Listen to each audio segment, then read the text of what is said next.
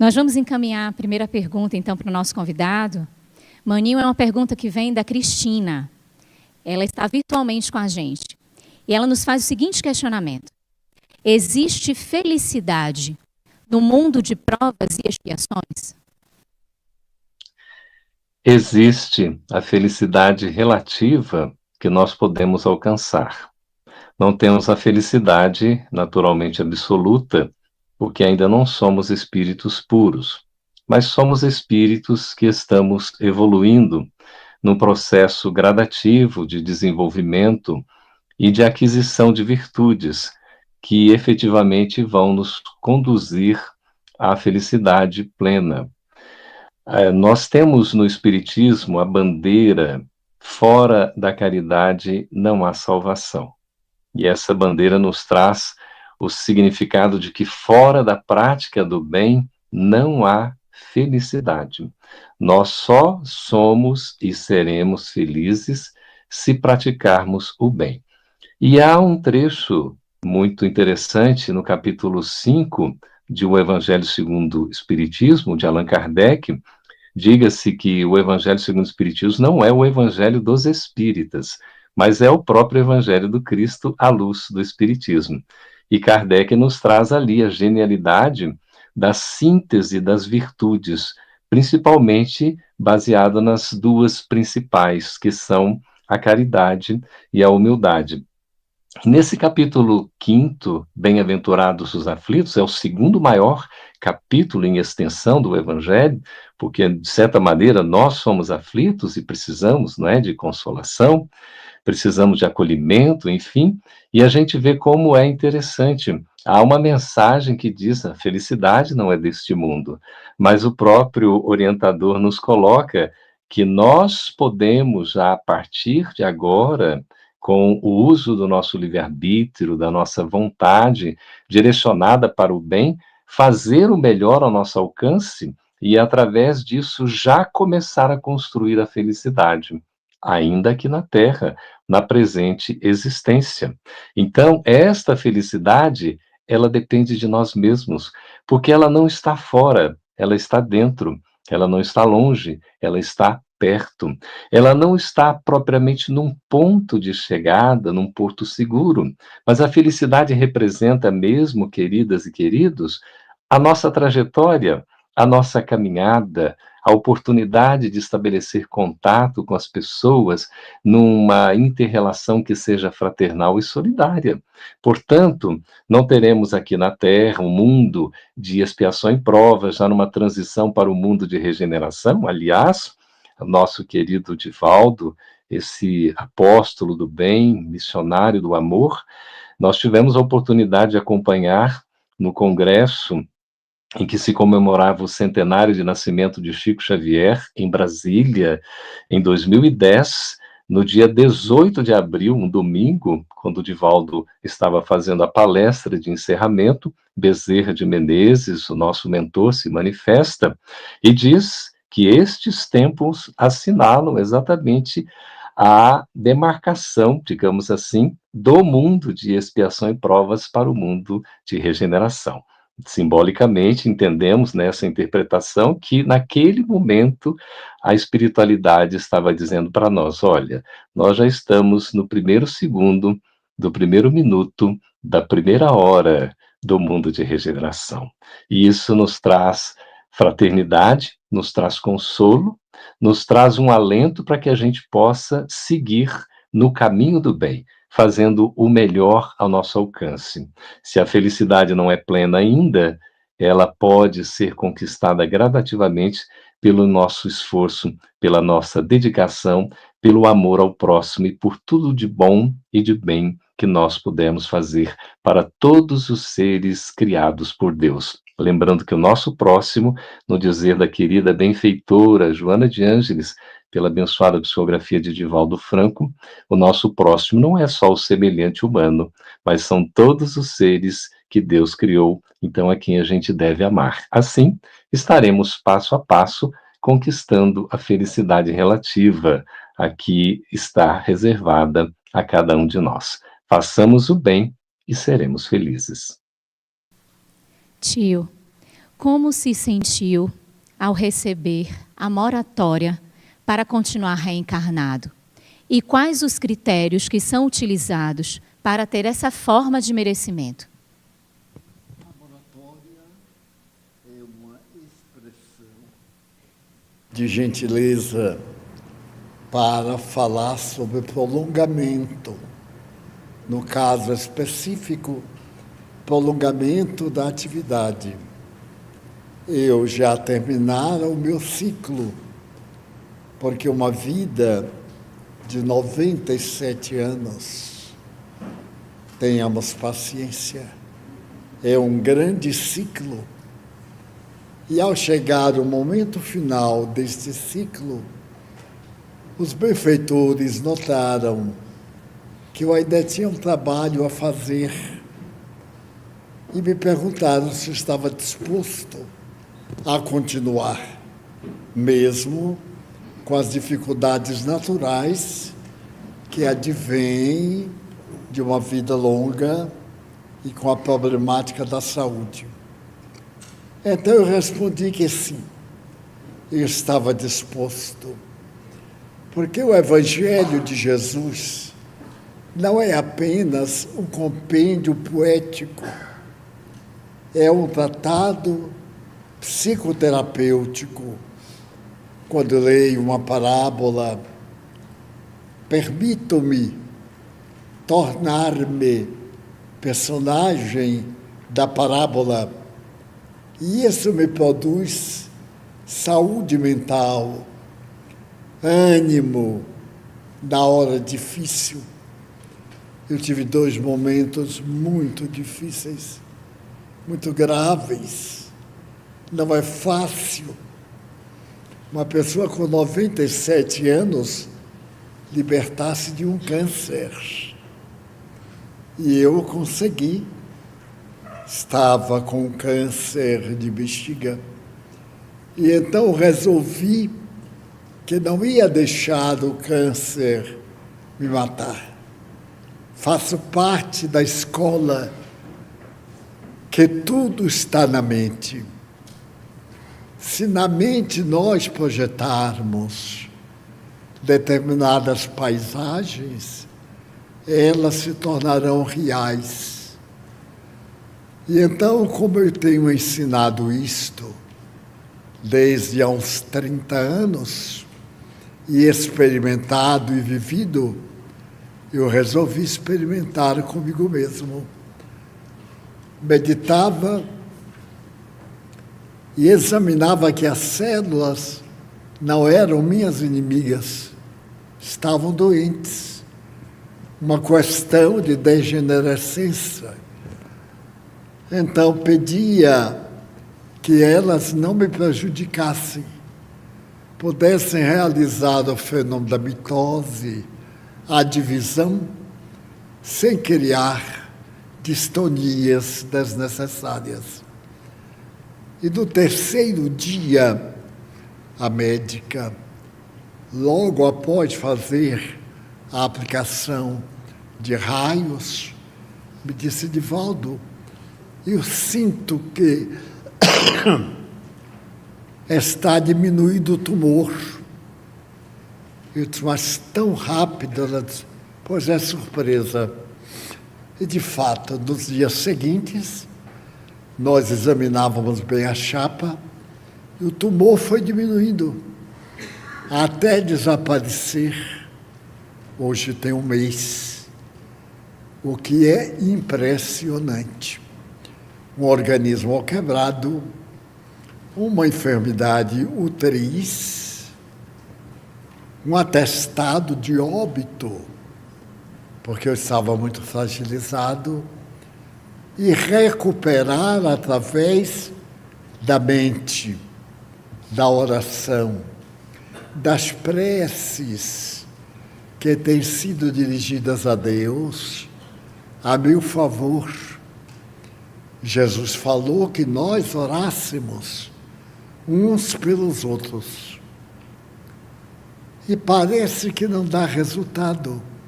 Orar por uma pessoa desacisada, que prefere uma existência fútil dá resultado. É como um depósito para, no momento de reflexão, aquele material que foi transmitido fazer o seu efeito. E hoje, depois de uma segunda saída do hospital, porque eu saí às 17 horas, às 19 eu notei que estava com febre. Aí voltei ao hospital, fiz um reingresso à 1 da madrugada. Fizemos exames de raio-x para identificar qual era a causa. E a causa era um fungo. Eu não sabia que fungo era tão precioso. De um lado, ele é fabricador da penicilina. Do outro lado, ele é um aspecto terrível, porque eu estou tomando uma batalha diária com ele, cuja série de medicamentos ainda não terminei. Tenho aqui o suporte no braço para a aplicação de injeções. E disse ao câncer: você não vai me cansar, porque o idealismo de ajudar o meu próximo, de servir, de dizer que a vida tem um sentido bom, feliz, a gente pode ser feliz. Hoje, eu tenho muitos momentos felizes. Ninguém pode ter a felicidade. É uma caminhada, é uma viagem, e não há viagem que não tenha um transtorno, que não tenha um acidente, um incidente. A questão não é a viagem, é como nós encararmos o acidente. E então, tomei ferro líquido, aquele baita vidro de ferro, e digo, meu Deus, eu agora vou largar cascas de ferro por aí, de ferrugem, de tudo. Tomando da veia o sabor, vinha o amargor. Então eu sou hoje o homem tomador do ferro, né? Tem um homem de $1 milhão. Como eu sou brasileiro, não pode ser $1 milhão, pode ser meio do pau da língua. Aí estou cheio de ânimo, planejando um programa de muita ação doutrinária. Gostaria de conversar com os meus irmãos, de um a um, dialogar, penetrar nos seus problemas e mostrar a diretriz de liberdade que a doutrina espírita nos dá. A verdade é que em 40 dias eu emagreci 5 quilos e a alma engordou um pouco, porque mal está cabendo dentro do corpo. Vamos adiante. Maninho, a gente traz uma pergunta que está aqui no virtual. Se uma família desencarna toda junta, pai, filhos, eles vão estar juntos no plano espiritual? Muito interessante, né? Seria bom se assim acontecesse. Pela questão da afinidade, da sintonia, do merecimento, se for o caso, não é? A espiritualidade sempre provê de acordo com a necessidade e o merecimento que a gente tem, mas principalmente a questão da misericórdia de Deus, que nunca nos deixa, que nunca nos abandona. Não é regra que todos que desencarnam juntos estarão juntos no plano espiritual, ao menos no primeiro momento, porque cada um pode ter uma condição, pode ter uma situação, pode estar num nível evolutivo e assim, inclusive, encarar de maneira distinta a própria realidade espiritual. A gente vai encontrar do outro lado o que nós plantamos do lado de cá. Por isso que o céu e o inferno, até o estado purgatorial, digamos assim, são estados sentimentais, conscienciais, são estados íntimos. Por isso a gente leva o nosso céu e o nosso inferno aonde nós formos e onde nós estivermos, porque não é o externo, mas é o interno. Então, os entes queridos, né, que desencarnam numa provação, uma expiação coletiva dessa, houve um planejamento para que assim o fosse, pela necessidade. A lei de causa e efeito nos explica, não é? A gente vê muitas explicações dos porquês à luz do Espiritismo, com lógica, com razão, e a gente sabe que nunca há a injustiça por parte de Deus. Tudo é cumprido segundo a necessidade que a gente tem de evoluir. Mas nem sempre esses entes queridos estarão necessariamente juntos logo após a desencarnação. Pode ser que um vai ter uma experiência um pouco mais dorida, outro poderá, digamos, se despertar um pouco até mais cedo do que o outro. Algum poderá precisar de um tratamento, por exemplo, né, num hospital. O outro já vai ter um discernimento maior a ponto de ter lucidez, inclusive até acompanhar o seu desprendimento, o seu desenlace. E isso tudo vai denotar a evolução de um e de outro. Talvez destes que desencarnaram, um ou outro poderá estar na condição até de amparar, de auxiliar. E um outro vai precisar de amparo, de auxílio. Isso faz parte da própria lei em que nos encontramos em estados diversificados de evolução.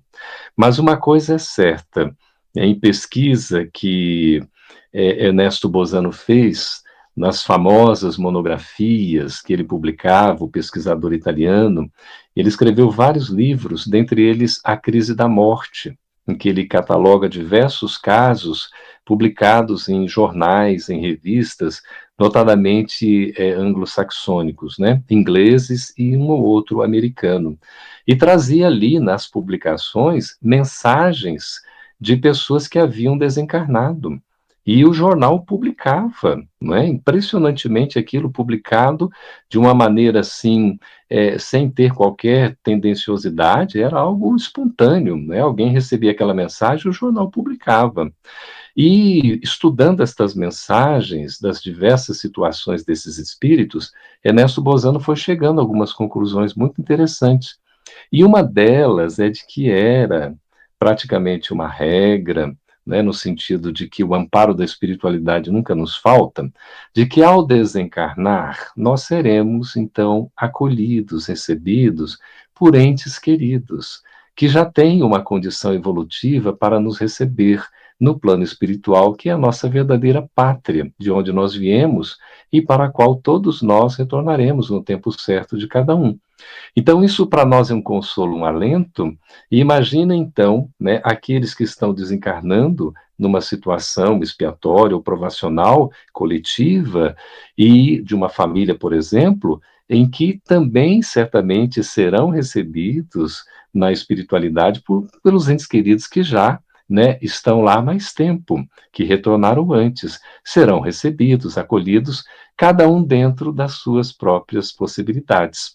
Então, para objetivar aqui a resposta, quiçá que assim pudesse ser, né, de todos permanecerem juntos, unidos e reunidos, mas isso não acontece necessariamente e nem imediatamente. Vai depender da condição e do merecimento de cada espírito. Mas uma coisa é certa, a providência divina nunca deixa de amparar a qualquer um de nós.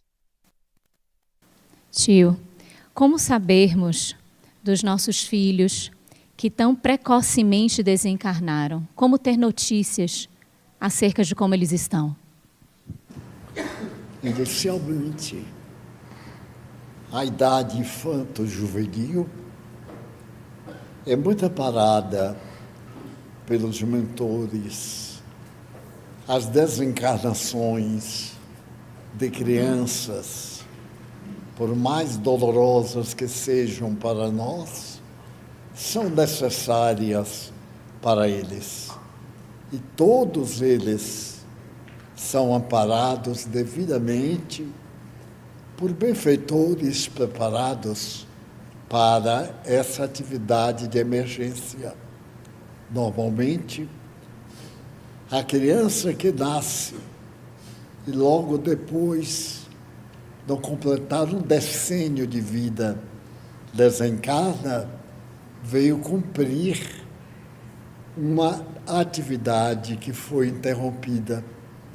Suponhamos que eu disponha agora de mais 5 anos ou 3 anos, e a imprevidência leve-me ao abuso, à precipitação, a atividades que irão perturbar-me, e eu sou suicida indireto.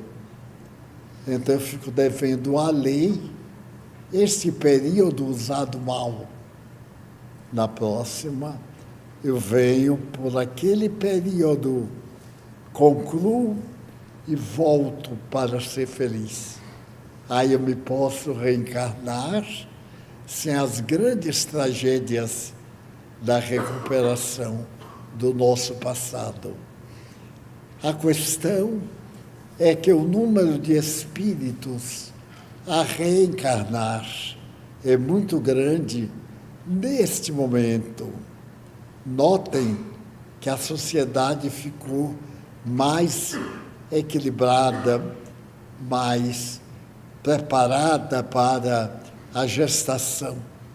E, nada obstante, o número de aborto continua de uma maneira assustadora, o que faz uma programação para pessoas nascerem estéreis na próxima reencarnação. Nascerem anelando por um filho e não ter condições orgânicas para poder produzi-lo, ou tê-lo, e no momento mais importante, esse filho partir da terra. Eu conheço uma história árabe muito interessante de um homem que era um generoso senhor do oásis, morava numa parte do deserto, perto de Damasco, e ali tinha muitas propriedades.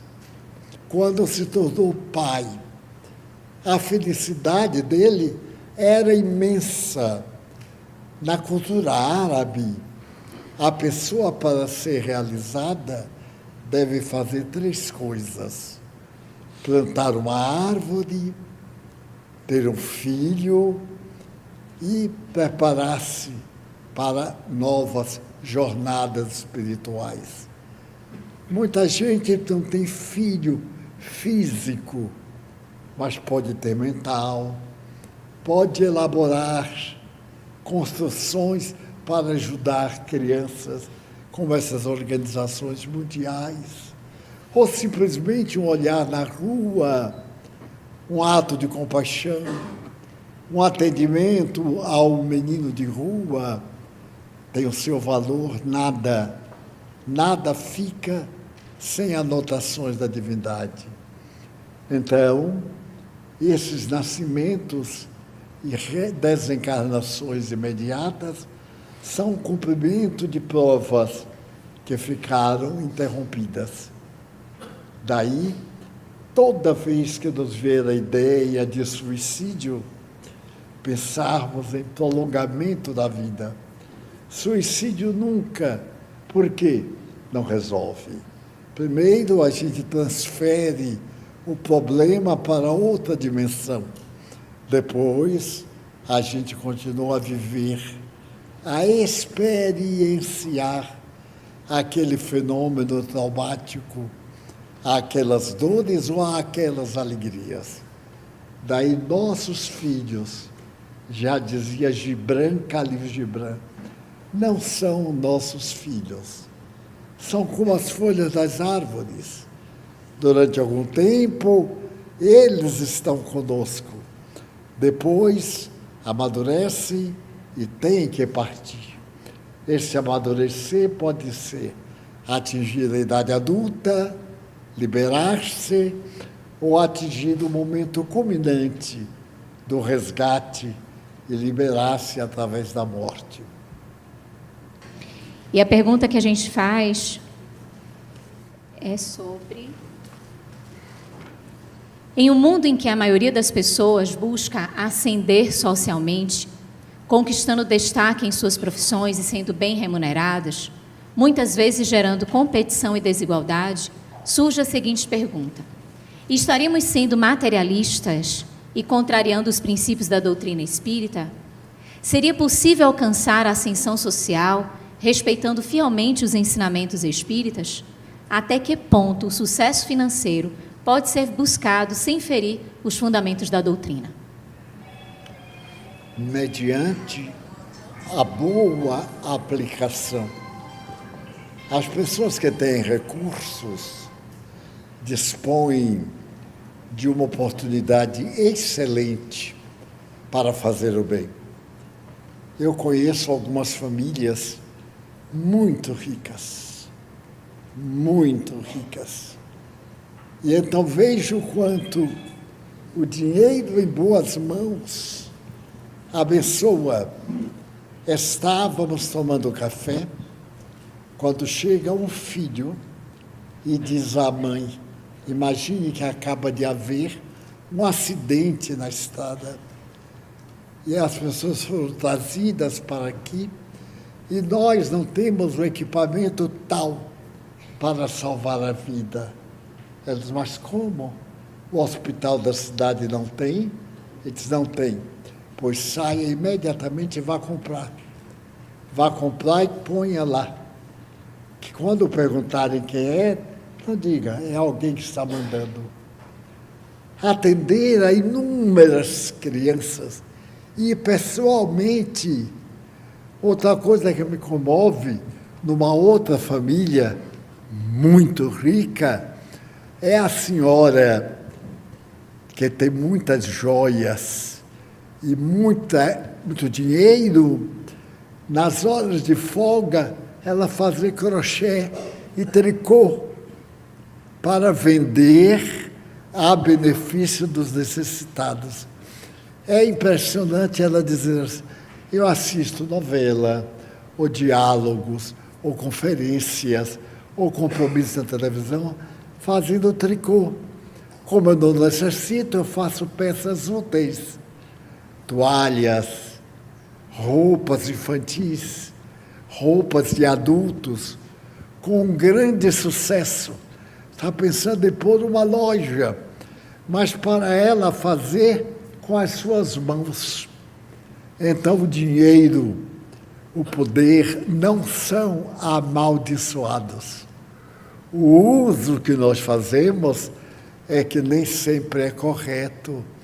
Eu vejo pessoas de poucas posses fazerem coisas fantásticas em favor do próximo, em favor de si mesmo, a preocupação com a comunidade, e outros imensamente abastados, indiferentes ao problema social, até a família, do ponto de vista moral, completamente despreocupados, como se Deus resolvesse.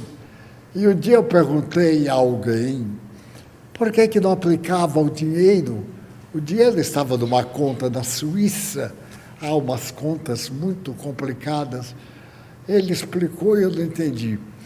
A pessoa deposita e recebe em volta um valor, fica sempre maior, nunca empobrece, porque aquele valor vai crescendo por mais que se tire o lucro.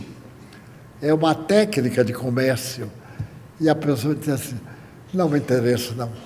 Eu tenho dinheiro, mesmo que não use. Eu digo: para quê? Para que serve 1 bilhão a mais, 1 bilhão a menos? Nesse casamento da Índia, em que foram gastos mais de 3 bilhões pelo homem mais rico da Índia, ele consegue tudo, mas o filho tem um problema glandular, continua engordando e ele não tem jeito de deter. A vida é curiosa. Sempre nós vemos o lado material. Às vezes tem uma fortuna E quando a gente menos espera, é uma pessoa confliteada, atormentada, porque não aprendeu a fraternidade, não aprendeu a dividir, a estar ao lado, a contribuir, a marchar junto. Somente soube tirar, mas não soube distribuir. Há uma tradição relativamente ao pensamento de Malba-Tahan. Então, essa tradição diz o seguinte, que dois amigos faziam uma viagem muito longa pelo deserto. E, em determinada situação, um amigo entrou em perigo e, por pouco, não perdeu a vida. O outro, correndo risco, salvou-o. Ele, então, agradecido, colocou neste lugar, por um momento, Mishnah, salvou a vida de Ábido. E tudo foram sorrisos. Mais tarde, eles tiveram uma discussão e entraram em desavença. Essa inscrição foi na pedra. Ele então chegou na areia e escreveu aqui, neste momento, Mishnah, provocou e perturbou Ábido. Então Ábido perguntou, por quê? Quando estávamos bem, você escreveu na pedra. E quando estávamos mal, você escreveu na areia. Ele respondeu, porque as coisas más o vento leva. Só o bem tem um caráter de eternidade. Então pensemos sempre nisso. Fazer das duas formas, seja o que for que aconteceu, nós temos dois parâmetros imediatos. Vem fazer isso ou aquilo. Faça aquilo que será melhor para o outro, mesmo que no momento não seja bom para você. Eu tive uma curiosidade muito interessante. Todos nós temos inimigos. A gente nem sabe. Tem pessoas que é inimiga nossa porque é elegante e dá votos, etc. E como um homem público, claro, me apareceu um inimigo. E me disseram, Divaldo, você sabe que fulano não gosta de você? Eu digo, não sei, mas não posso fazer nada.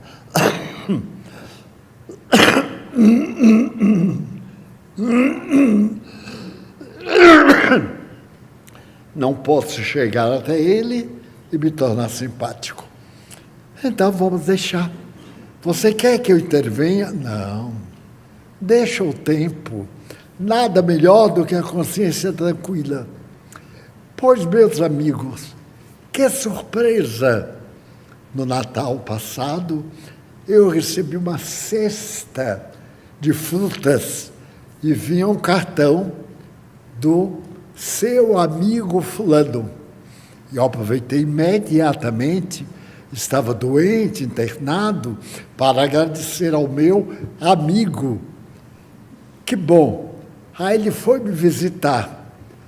E então ele tinha ideias que não correspondiam à realidade, totalmente inversas. Daí, dialogue com as pessoas.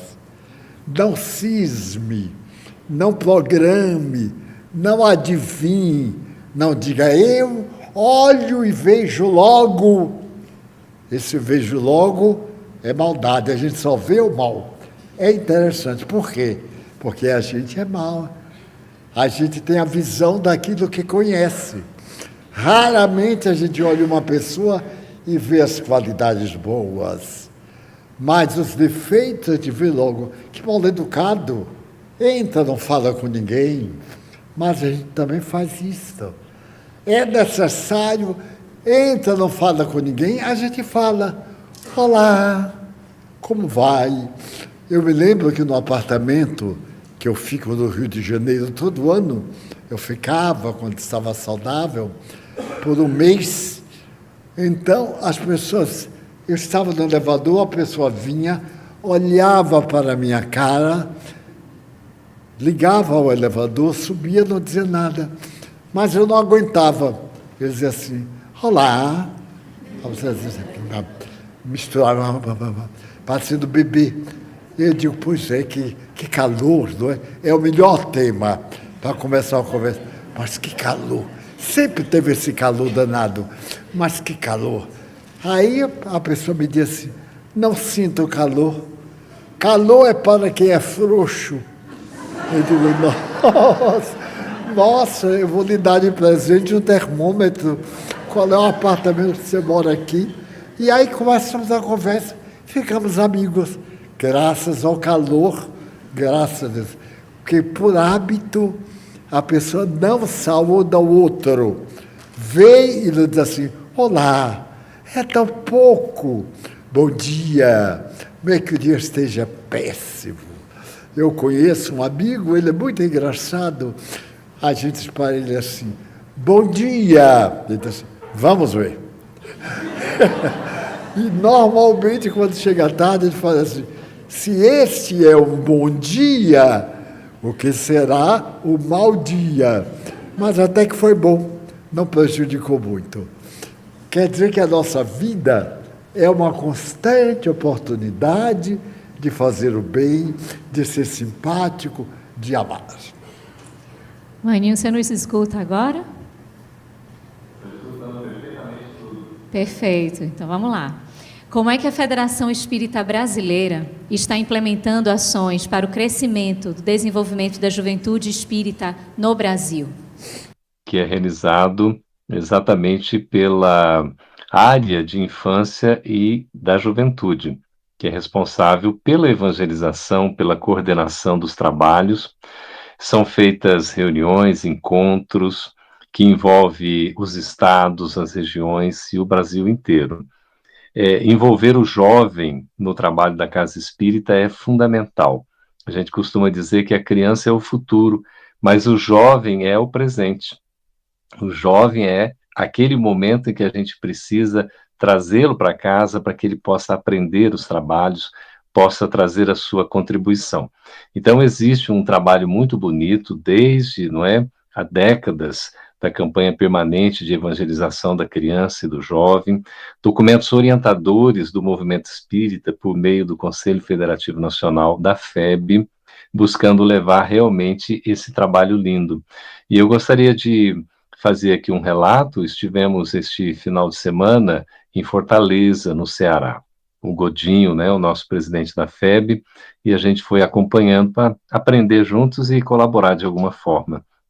No domingo pela manhã, agora passado, enquanto o Godinho estava num trabalho na Federativa, nós estávamos no GEP, que é o Grupo Espírita Paulo Estevam, uma casa, assim, de um trabalho muito bonito, não é? Em Fortaleza, e pudemos falar para os jovens, mas foi uma coisa tão encantadora, queridos, assim, de ver que vários jovens já estão integrados ao trabalho da casa, nas suas diversas atividades. Então é muito importante o jovem fazer parte, ele não se sentir à parte, mas se sentir integrado, ele ter o seu trabalho natural, aprender, desenvolver as suas habilidades, inclusive gradativamente ir adquirindo experiências, aprendendo com aqueles que já são, digamos, né, mais vividos, para poder assumir a liderança no momento certo, como gestor, como coordenador, como diretor, até como presidente de uma instituição espírita, porque esse trabalho é feito quando a gente se une, a gente se reúne e a gente valoriza o potencial. Por isso a preparação é fundamental. E a Federação Espírita Brasileira, junto ao Movimento Espírita, né, por intermédio do seu Conselho Federativo Nacional, cuida desse aspecto muito interessante. Uma opinião que eu tenho assim, me permite expressar. A Casa Espírita tem diversas áreas, são em torno de 10 a 11, como estão lá nos documentos orientadores, né? No excelente orientação ao Centro Espírita, e inclusive as mais recentes, né? A área da família, a área da arte, enfim. E essa área da infância e da juventude, ela é fundamental. Todas são importantes, mas esta é fundamental, porque ela é quem vai preparar o futuro, né, com a evangelização agora dos bebês, das crianças, e também já vai possibilitar o trabalho do movimento espírita, numa gestão de uma casa espírita que seja da maneira adequada, da maneira mais assertiva, com a preparação desses jovens já desde agora. Então, evangelizemos a criança, evangelizemos o jovem, e evangelizemos-nos a todos, porque esse é o caminho real, né, da plenitude, do autoencontro e da felicidade que a gente pode alcançar ainda aqui na Terra. Agradecemos todo o trabalho da equipe da TV Mansão do Caminho, a contribuição valiosa da nossa tia Solange, nosso tio Divaldo, e agradecemos a você, Maninho, pela disponibilidade, pelas reflexões que você nos trouxe. Lembrando que na próxima semana você está aqui presencialmente.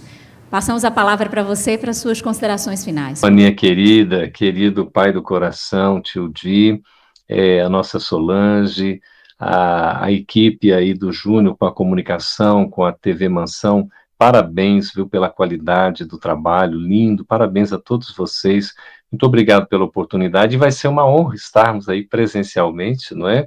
Durante esse período de carnaval, nesse trabalho em que certamente vamos aprender muito, né, à disposição também para colaborar, para estar com os jovens, né, Mania, que é uma delícia, a gente aprende muito com esses meninos e meninas, e a gente vai trabalhando aos poucos. Então, a gente diz o seguinte, queridos, o Evangelho de Jesus é o roteiro de nossas vidas, e o Espiritismo é a luz que nos permite seguir com segurança esse roteiro. Que possamos todos aproveitarmos com dedicação a presente oportunidade que temos de estarmos aqui encarnados, que a gente possa fazer um bom uso do nosso tempo, que nós possamos ser aqueles que saibamos esperar, que é o conceito de paciência, que saibamos aceitar com o coração, que é o conceito de resignação, e que saibamos também transformar, que é o conceito de resiliência, nesses tempos tão desafiadores que nós estamos vivendo.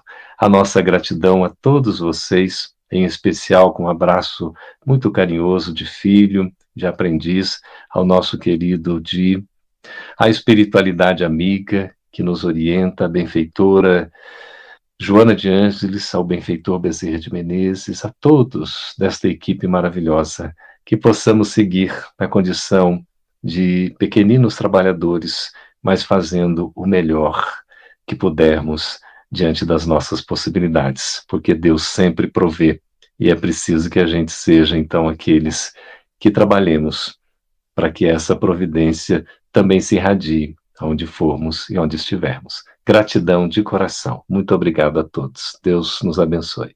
Jesus, aqui estamos, os convidados para o banquete da Boa Nova. A nossa indumentária não é compatível, mas atrevemo-nos a nos apresentar como somos, como estamos. E tu que és a paz e sabes selecionar aqueles que podem e devem servir-te, abençoa-nos. Abençoa-nos a nós, a cada um de nós, ao nosso lar, nossos amigos. Abençoa, Jesus, aqueles que oram por nós e nos ajudam, mas também aqueles que não gostam de nós e vibram contra a nossa paz. Nós te pedimos pela nossa família, nossos amigos, pelos espíritos bons que trabalham em nossa casa e que nos dão assistência.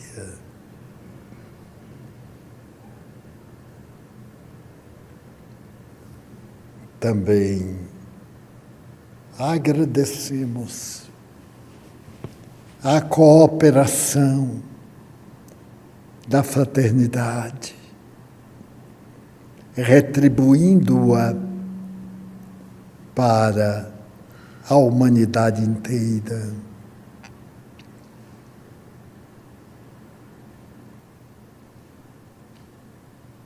Senhor,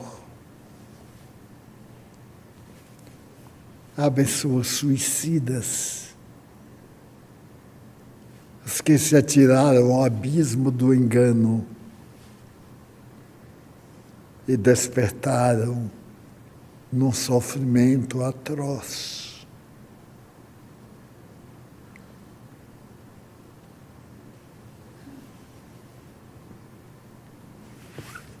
Também te pedimos em favor dos enfermos incuráveis, aqueles mutilados que têm ânsia de viver, socorre-os, confortando-os. Senhor Jesus, nós te pedimos pela nossa paz interior, pela paz da nossa família, pela paz no Brasil, pela paz na terra. Abençoa nossa água, Jesus, tornando-a tônico vigoroso para nossas necessidades. Em teu nome, em nome de Deus, da Mãe Santíssima e dos Espíritos bons, encerramos a nossa reunião com votos de muita paz para todos.